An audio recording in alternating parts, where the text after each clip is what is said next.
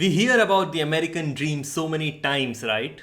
In their politician speeches, in Hollywood movies and television series, essentially about this immigrant coming over, working hard, making it big, and becoming American. Because mostly you can become an American citizen after you have made it big. But that sort of stuff.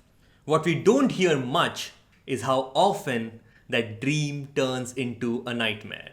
Something like that happened today for a lot of people. All of them students studying in the United States of America and not belonging to that country. Today, USA's Immigration and Customs Enforcement Agency, also called ICE, perhaps for the cold policies they make, came up with an announcement in which they said that all students who are in USA on student visas cannot continue to remain in USA if their school program goes entirely online. Meaning, if because of COVID 19 the school decides to make their program, say MBA, all online, then the students on student visa will have to leave USA and return back to their own countries. Else, they may be forcefully removed. Now think about it. These are students who must have worked really hard in their own countries, gave multiple entrance examinations, wrote a gazillion essays, then hustled for funding, which is a challenge in itself. Their academic life is already severely hit by COVID 19. The experience they paid such huge amounts for is not actually happening.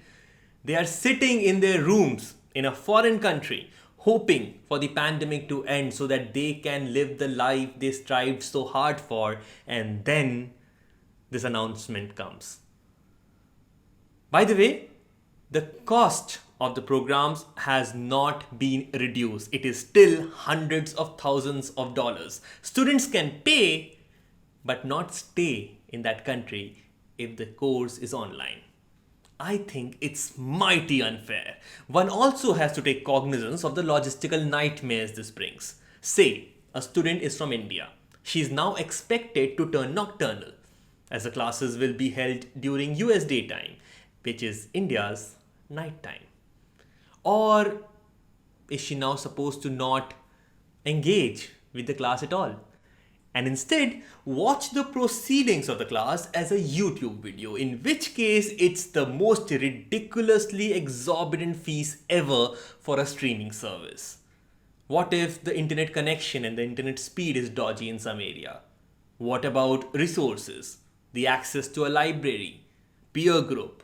University education is not only about teaching, most of the learning happen outside the class. Also, many nations have a ban right now on international travel, including India. What are these students supposed to do? Not to mention the cost of such a travel and also of relocation. They must have paid their rents there and deposit. Where are these students supposed to go? And how? This is insane. People who apply to universities are reasonably smart people. US should be counting its blessings that it has such institutions that people leave their own nations to go study there. Many of them then become part of their workforce, building USA's economy. And still, such needlessly harsh treatment. It's not the students' fault that there is COVID 19, and still they're going to pay for it, literally.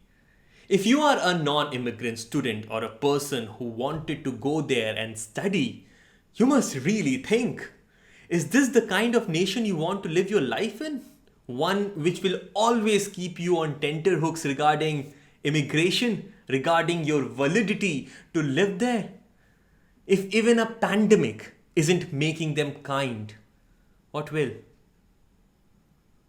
It's taxation without representation, the very essence, the war cry of USA's independence.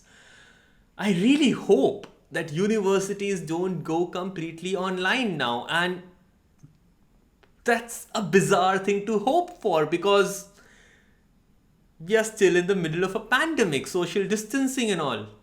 Wow, the rules that US makes one go crazy about hopes. Very bizarre things. God, this is so needless. I've been Raghav Memani. I'll see you later.